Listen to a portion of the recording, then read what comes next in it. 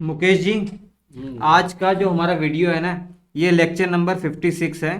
Indian national movement इतनी simple तरीके से मैंने आपको पढ़ाया हुआ है, अगर अब भी नहीं समझ में आएगा ना तो फिर भगवान भी नहीं आपको समझा सकते। सब कुछ रिवीजन कर लीजिएगा। इससे पहले जो 55 लेक्चर है सब रिवीजन कर लीजिए, उसके बाद ही आगे बढ़िएगा। आज के इस वीडियो में हम बात करने वाले हैं कैबिनेट मिशन 1946। सारी कहानी आपको समझ में आ गई है कि भैया जुलाई 1945 में ब्रिटेन में सरकार बदल चुकी है। पहले कंजर्वेटिव पार्टी की सरकार थी, विंस्टन चर्चिल जो प्रधानमंत्री थे, लेकिन अब प्रधानमंत्री चेंज हो गए हैं। लेबर पार्टी की सरकार आ गई और क्लीमेंट एटली साहब प्रधानमंत्री बन गए हैं। ठीक है।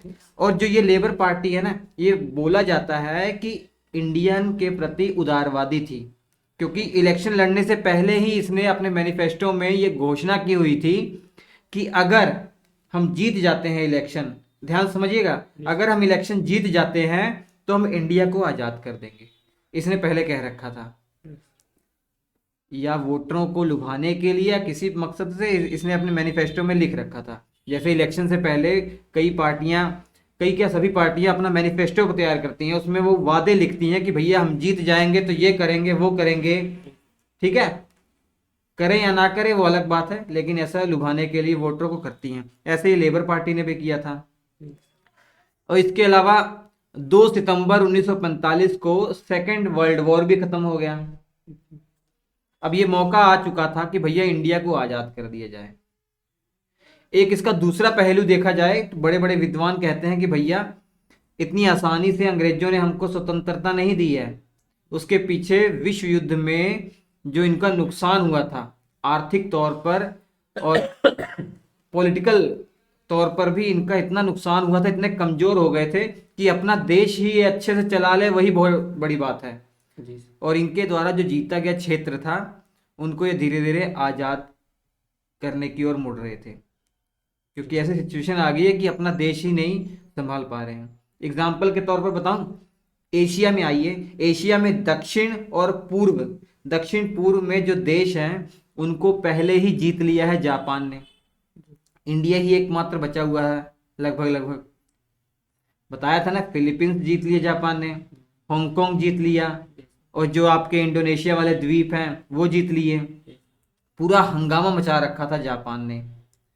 अब इंग्लैंड वालों को ये पता था कि भैया अगर हम आज़ाद नहीं करेंगे इंडिया को तो कुछ दिन बाद जरूर विद्रोह हो जाएगा और हमें रातों रात वहां से बोरिया बिस्तरा उठाकर भागना पड़ेगा।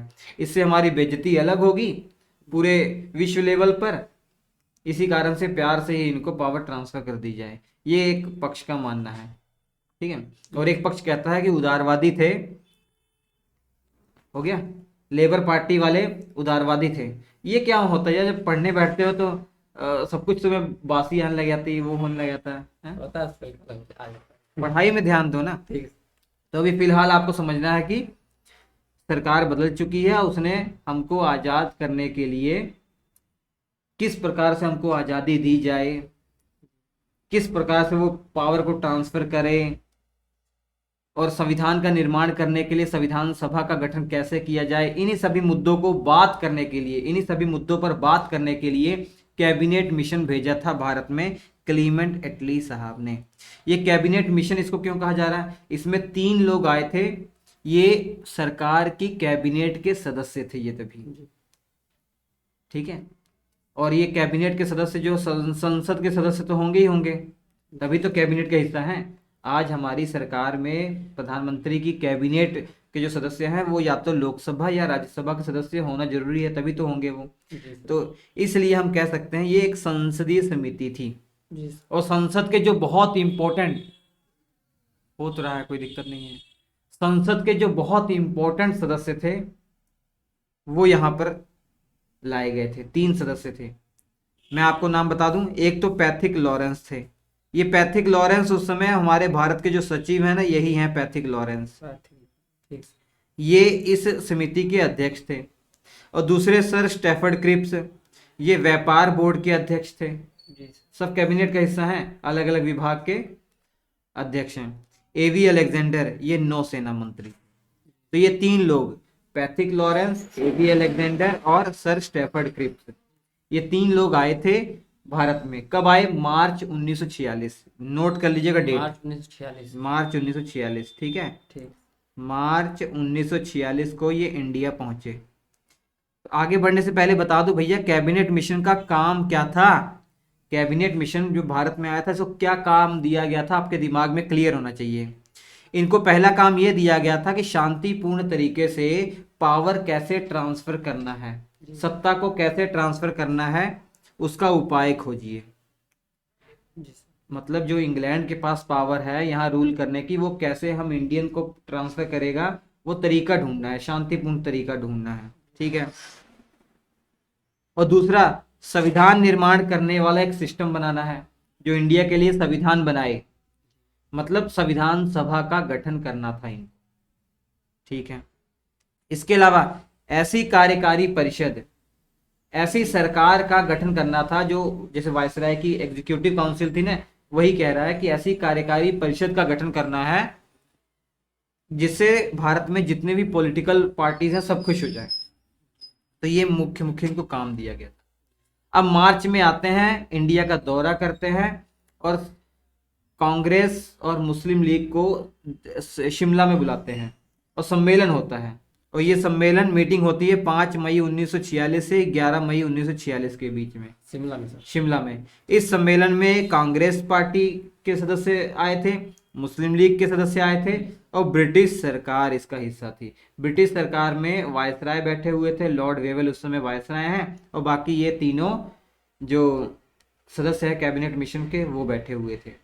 अब त्रिदलीय सम्मेलन होता है। त्रिदलीय सम्मेलन इसलिए बोला यार, 3 दल है ना, कांग्रेस, मुस्लिम लीग और ब्रिटिश सरकार। जी सर।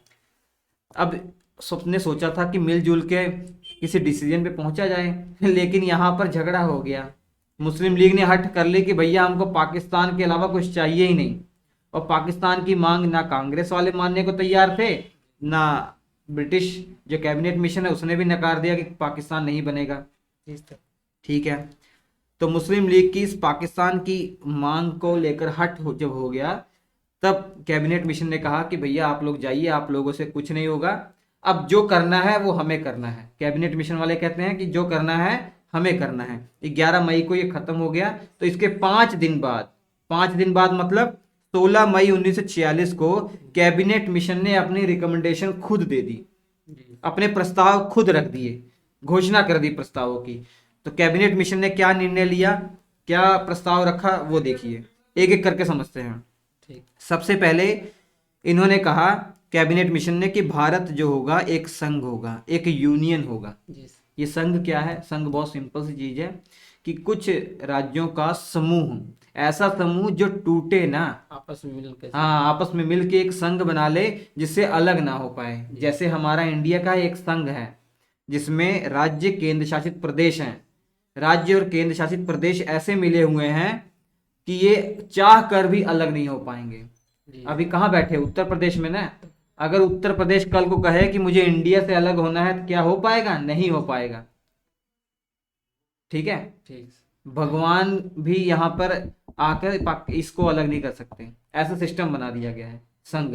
हमने किसी राज्य से कोई समझौता नहीं किया है। जैसे अमेरिका में जितने भी राज्य हैं ना, सबने एग्रीमेंट करके एक बड़ा देश बनाया हुआ है, वो चाहे तो अपना अलग हो सकते हैं। लेकिन हमारे यहाँ राज्य जो है इनका अलग से कोई संविधान नहीं है, देश का एक ही संविधान है, ठीक है। तो चाह कर भी अलग नहीं हो सकता, यही है संघ। तो लगभग लगभग ऐसा ही वहां पर संघ बनाने की टारगेट किया गया था कि भैया जो ब्रिटिश भारत है, ब्रिटिश भारत मतलब जहां पर अंग्रेजों का रूल था, उस समय 11 प्रांत थे और 4 चीफ कमिश्नरी क्षेत्र थे, तो ये ब्रिटिश भारत है। और भारत में इसके अलावा एक और क्षेत्र था जहां पर देसी राजा रजवाड़े थे, देसी रियासतें थी।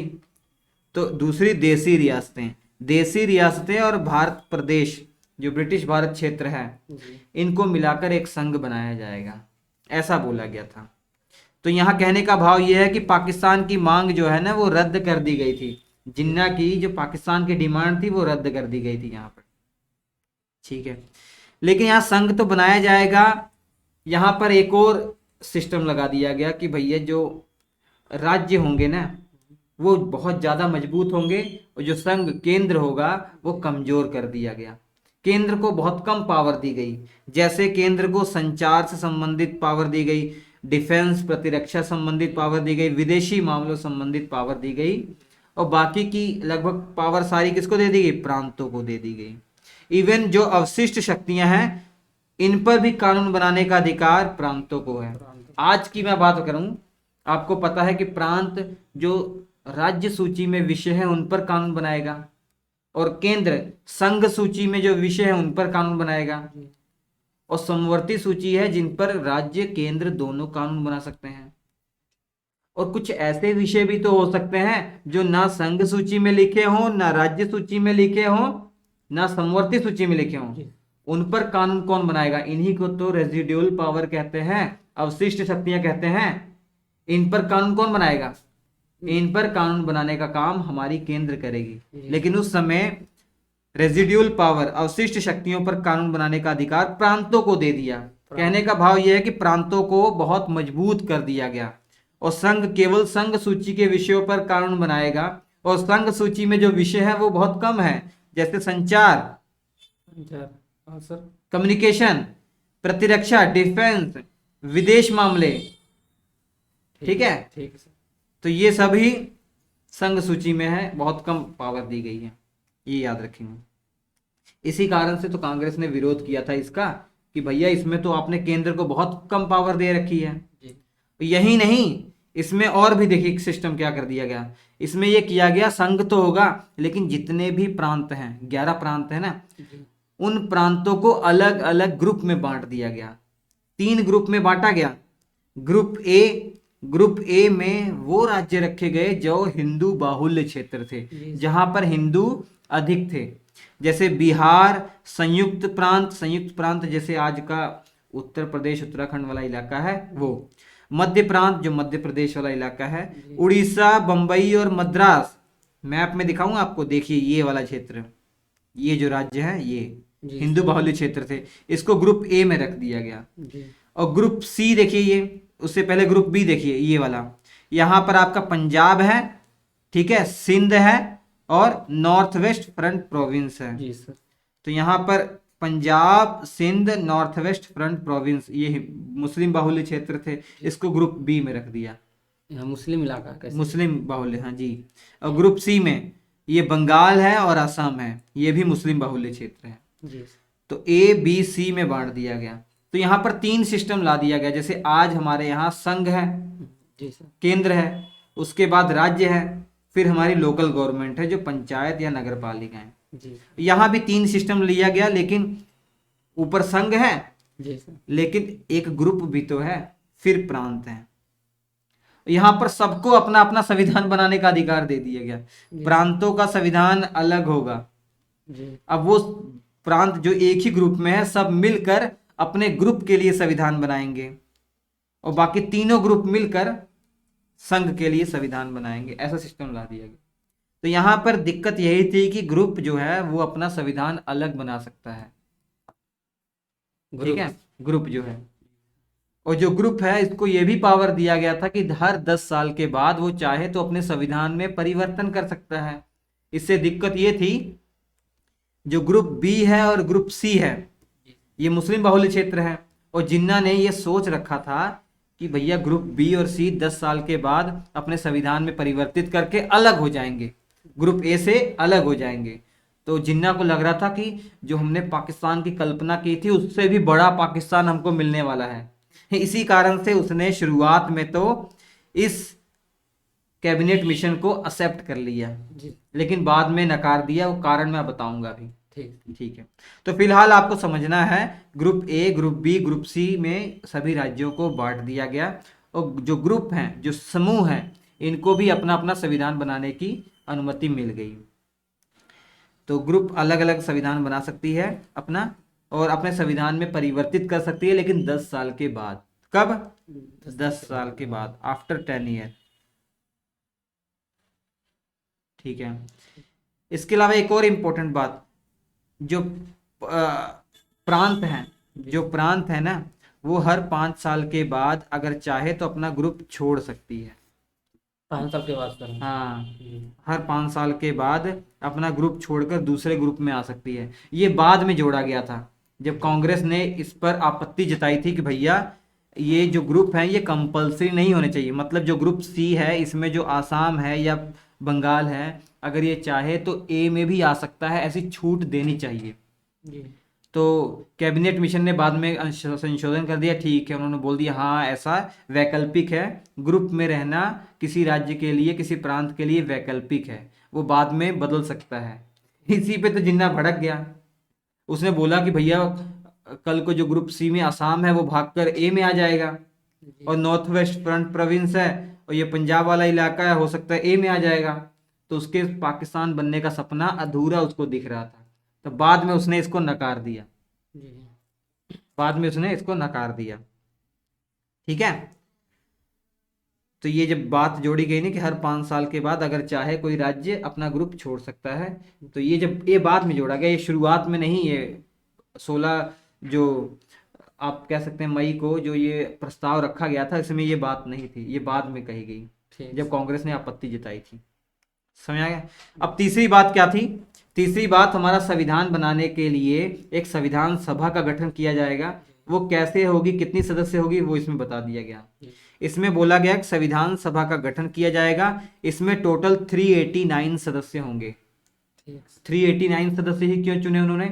उन्होंने ये रेशियो लगाया कि भारत की उस समय जनसंख्या लगभग 40 करोड़ के अंदर अंदर ही है, तो हर 10 लाख पे एक संविधान सभा का सदस्य, इसी रेशियो में चुनाव किया, तो 10 लाख आबादी पर एक सदस्य चुना गया, तो इसलिए 389 सदस्य लगभग हुए। ठीक है, कितने सदस्य हुए?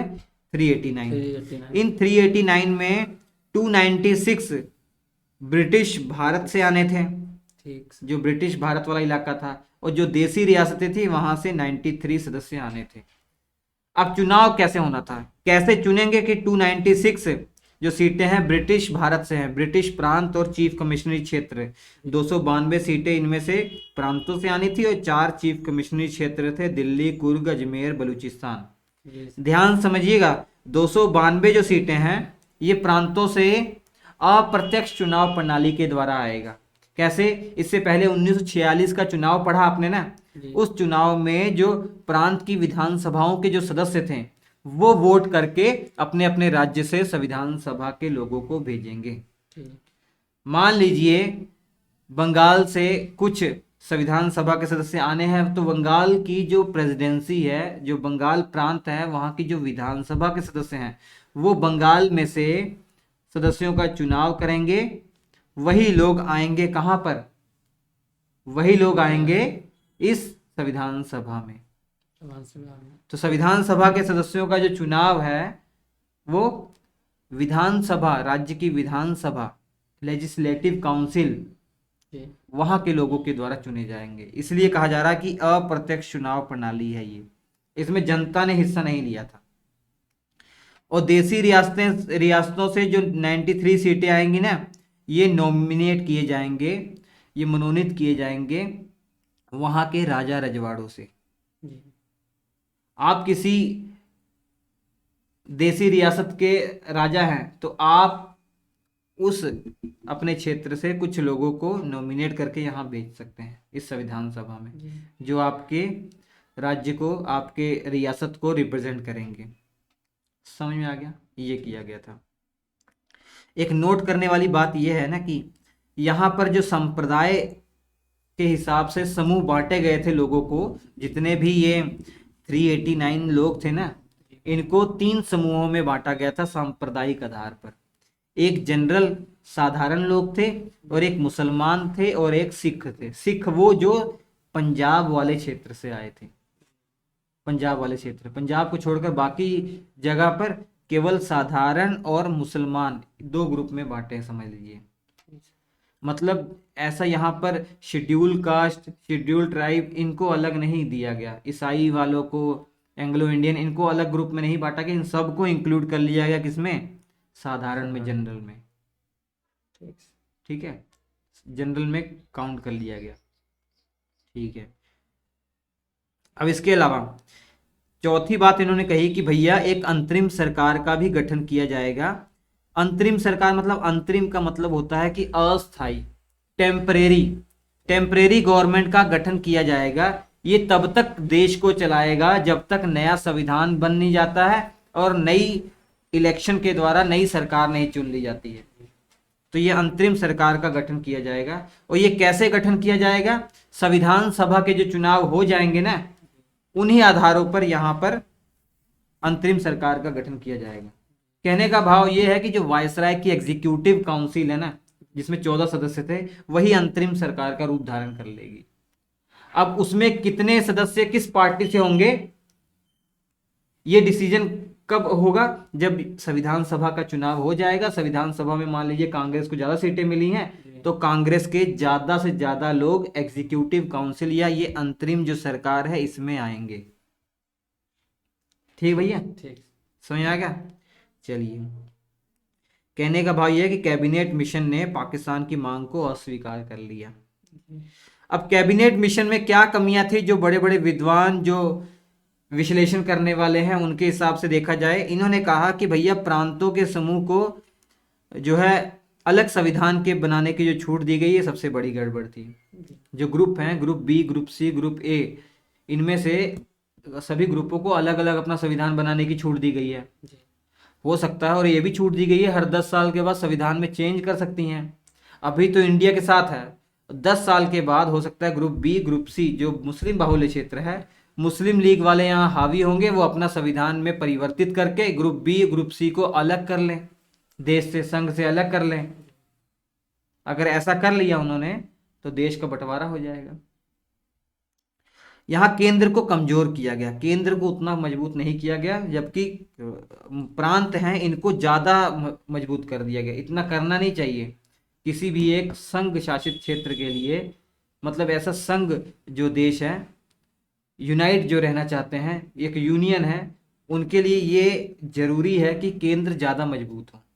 अगर आज केंद्र ज़्यादा मजबूत ना हो तो राज्य अगर ज़्यादा मजबूत होंगे तो बंटवारा हो जाएगा, बिखर जाएंगे सब।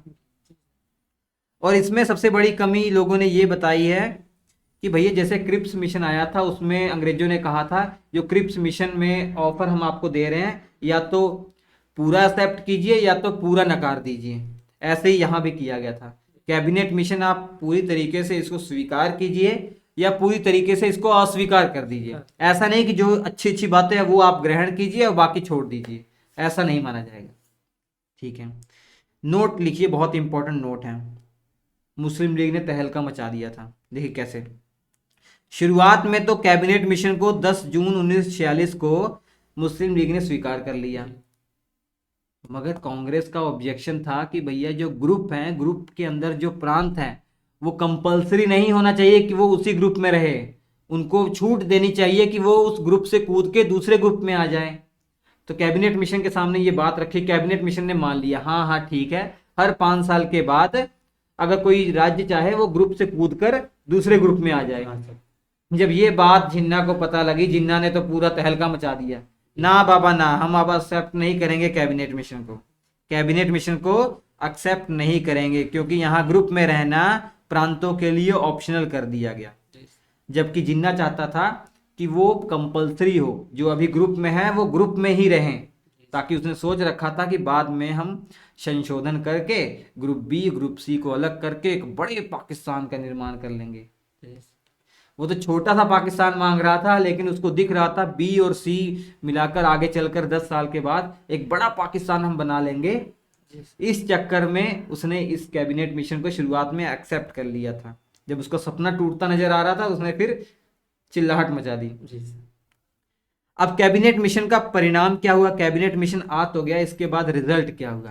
कैबिनेट मिशन की जब घोषणा हुई, कांग्रेस ने एक्सेप्ट कर लिया, जब इसको ओवरऑल एक्सेप्ट कर लिया, बाद में जब संशोधन हो गया, तो जुलाई 1946 में संविधान सभा का चुनाव हुआ।